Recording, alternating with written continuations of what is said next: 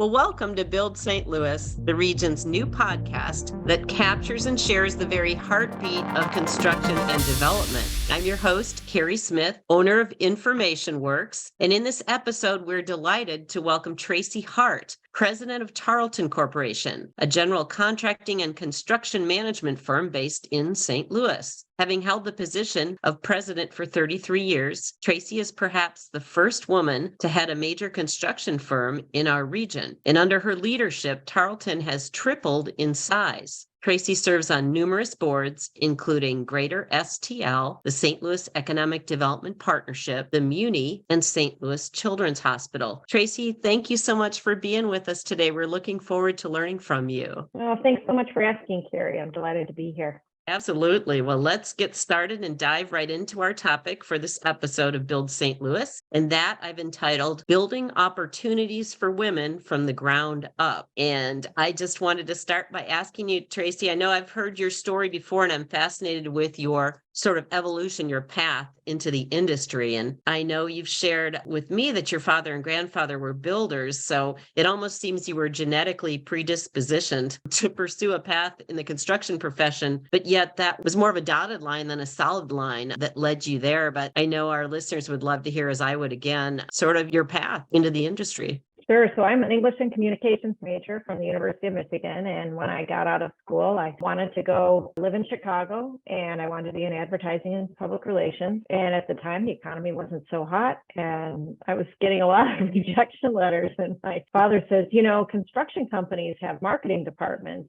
Have you ever thought of that? And so I applied at a company called Pepper Construction Company and ended up getting the job there and loved it. I had no idea that kind of opportunity existed within a construction company. Fast forward, I get married. I'm working there for 5 years and advancing in my career. And my husband comes home and says, I've got a job opportunity in St. Louis. And as you know, Tarlton is our family business. And I said, I know a general contractor there, and was able to come back to St. Louis and then actually join the company as a project engineer, because our focus, when we talked about me coming back, our focus was going to be on repeat business and building our business. And we decided really needed to know how we did our business in order to be able to talk about it. And so that started the path on just process improvement and things like that. And blah, blah, blah. Here we are.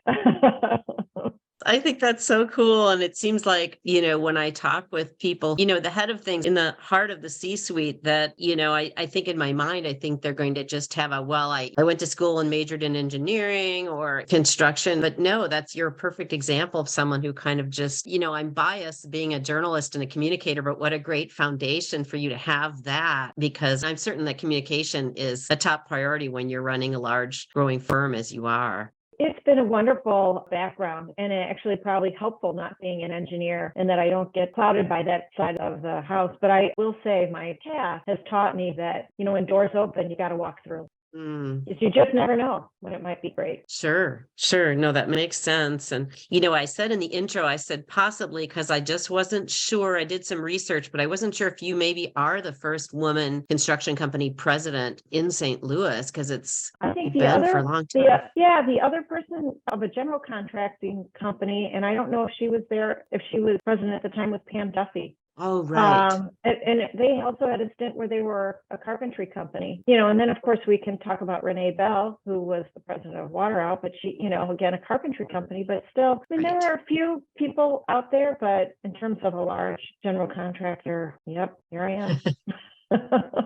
How has that changed? You know, I think of, you know, what it must have been like for you in an industry that's certainly still largely dominated by males, but in terms of what the board table looked like, what the meeting structure, whether you had, you know, a proverbial or actual seat at the table, and how those dynamics were back in the mid to late 80s? Yeah, mid to late 80s. Actually, when I came back to St. Louis, it was in the 90s. And here you are the only woman. You really are. And so then it's up to you to claim your seat and be a participant. And I think one of the opportunities I've had is that I'm not afraid to speak up. And it can be kind of intimidating, especially in the beginning. And you're younger too. You're untested, or you've only been Right. tested a bit. It certainly is much better today in that there are maybe more women in the room, not many more, but growing. Sure. But had I been my age at that time, maybe I would have been more confident. I don't know, but it seems to have served me well. But whether that was on a National Trade Association commitment or locally, meeting with union officials on some sort of whatever, you just have to speak up and claim your seat. And, my father always said, be yourself. Right. Excellent words of advice for sure and counsel. I know that since that time, as you mentioned, Tracy, more and more women are joining the ranks in the field and in the office. And I wondered if you could share any practical steps or initiatives that come to mind about how Tarlton Corporation is really developing and help supporting women in their choice to play a role in this industry. It's interesting. We look at some facts out there nationally, and they say that 11% of the construction management staff, project management staff is women. And in the field, people using tools is 3.9%. Those aren't big numbers. Those are not big numbers at all. And I know from a Tarlton perspective, we have tracked 5 to 6% in the field, sometimes getting as high as 9%. And in the office, we think we're closer to 30% in project management staff. And so, in terms of initiatives that we've undertaken, we do a lot of outreach. We do a lot of mentoring. I think we attract some of the smartest women around because they see that there's opportunity. Sure. And that there isn't, we have, Sandra Roddy is our senior vice president in operations. And I think she's one of the I don't know of anybody else. So I don't know if this is a fact or not, but if it is, she's only one of a very small number of senior VPs of operations who are women. Wow. In our community. And that's, to me, kind of tragic. We should be farther along. And so it's up to us, I think, as other, women help women, right? And so it's not just the women that we work with that they have. It's not because they are women, it's because they're smart people and brave and courageous and excellent at doing their jobs. But it's up to us to help. I think one of the statistics that you hear about is that women are not as good as men at advocating for themselves. And so in terms of parity, we just have to keep an eye on that. And make sure that we're being mindful of those things. But the other part is, in terms of the field, we do a ton of outreach, and Rosalind Croft leads our inclusion and diversity effort and really takes the forefront in that area and does a fabulous job of just attracting other folks to come to our industry. We need everybody. We need to be as warm and welcoming as we can be to every shred of our population because our workforce is dwindling. Right. And to that point, I was going to ask you, I know I talked with one of our first guests on this podcast was Scott Byrne of the Carpenters, Mid-America Carpenters Regional Council here in town. And I was blown away by that visit because he mentioned that they are going into elementary schools and they're talking to second graders and teaching them how to construct birdhouses. And that was just his one example. And he said the days of standing behind a vendor table or booth at high school or college trade fair, those days are gone. And I thought, wow, that the light bulb went on for me that all of you in the industry, I'm assuming Tarlton as well, you're realizing you got to be sending that message and offering those opportunities to younger and younger set of young adults or young people. Early on, AGC had I think it was called Let's Build Initiative. And what they identified was that at 5th grade, kids start to eliminate choices. And then at 8th grade, they eliminate choices. Now we have, in concert with BJC, put together a resource trailer, which was up in North County when we were working on the Siteman Cancer Center there. And that was designed to reach out to high school students, but it gave them an interactive opportunity.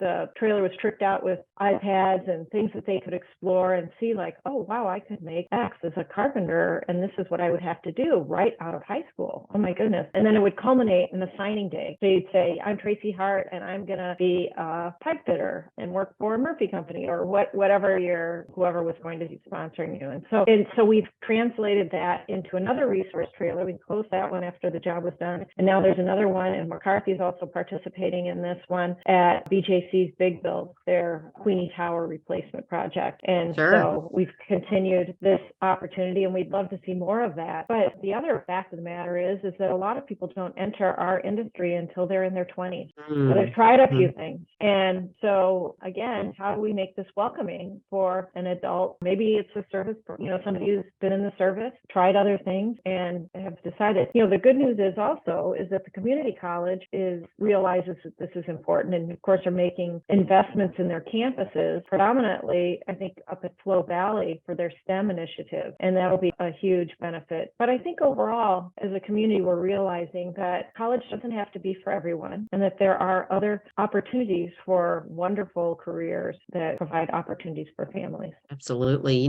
Back to, you mentioned that you talked about the new patient tower partnership with McCarthy on that trailer. Who has an opportunity? Like, how do you tell the high schools that they, or younger, like who's invited into that experience? Rosalind Croft, who I mentioned earlier, has done a fabulous job of creating relationships with the technical schools, of just a whole big variety of high schools, predominantly in the city and the county, just because of proximity. And I couldn't even tell you how many schools they've reached out to, but I think they have I know they have at least a dozen different entities, and it gets fully subscribed in any year. So that's great. And at that resource trailer, they're not only learning about construction opportunities, but they're also learning about opportunities in healthcare. Sure. So, there's a lot of middle skills in healthcare that people can go after. And again, you look at your partners at the St. Louis Community College, and they just did that nice health sciences building at Forest Park. Tremendously well built, I might add.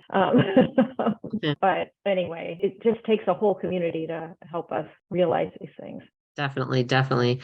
Well, what would be your message to women who are either, maybe two different messages, women who are considering entering the construction industry, or those who just have recently entered and maybe they're in their first 6 months, year of work? I have a feeling it's that the message doesn't need to be different maybe for women than for anyone else. But if there is a unique skill set or expertise, or even just some counsel you would give them as, that you've learned through your career, what would you encourage them in? What would be your key pieces of wisdom there? Yeah, well, for somebody who's contemplating a career, I would say call companies and shadow. Check it out. See what the different companies, and don't just do it with one company, do it with other companies, because each company has their own personality, and you might feel more comfortable in a large company, or you might feel more comfortable in a small company, one that does infrastructure, one that does general buildings. There's all sorts of different opportunities. So call and shadow, and then get engaged at your college or at your community and give construction a whirl. I'd give a special shout out to Gateway Housing Special Projects. So they're a group where I've gotten the opportunity to volunteer, and we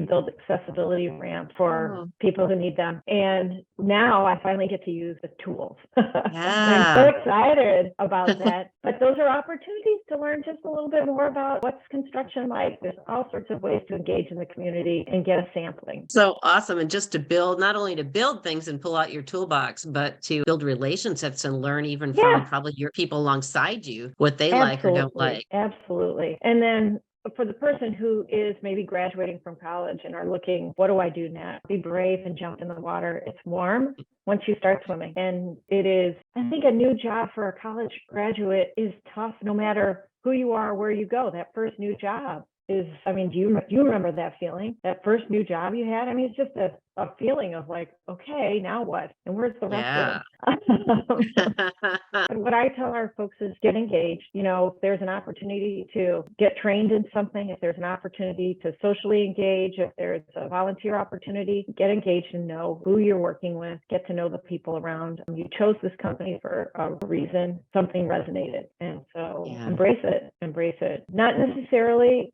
every engineer isn't going to jump in, but that's okay.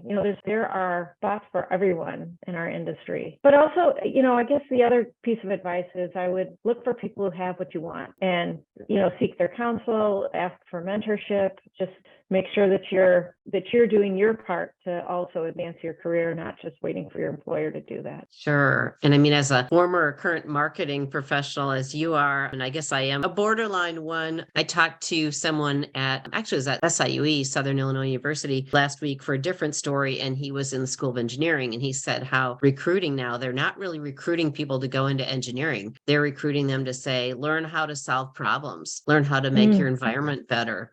So they were kind of translating their recruiting message from learning this specific named career or job position or role. And they're talking about, do you like to solve problems? Do you like to create a legacy for yourself and your loved ones in your city? Do you, that kind of thing. That's really interesting. That's yeah. It's kind of a different message, I guess, too, and maybe the message needs to change, even though the opportunity is the same. I thought it was really creative too, how they were kind of maybe speaking more of the same language that someone who hasn't yet chosen their career path would hear. But yeah. Well, and I suspect that curriculums have shifted as well, right. and that it's not as specific as it maybe was 20 years ago. Exactly. Well, this has been wonderful. In this episode, we've been delighted to learn from Tracy Hart, president of Tarlton Corporation. And Tracy, thanks for being here and sharing your expertise with us in this episode of Build St. Louis. And you are more than welcome to come back as a guest anytime. Oh, thank you so much, Kerry. And thanks for what you're doing to help folks learn more about the great things that are happening in our industry. Oh, you're welcome. It's my total pleasure. And thanks for listening, everyone. Until next time.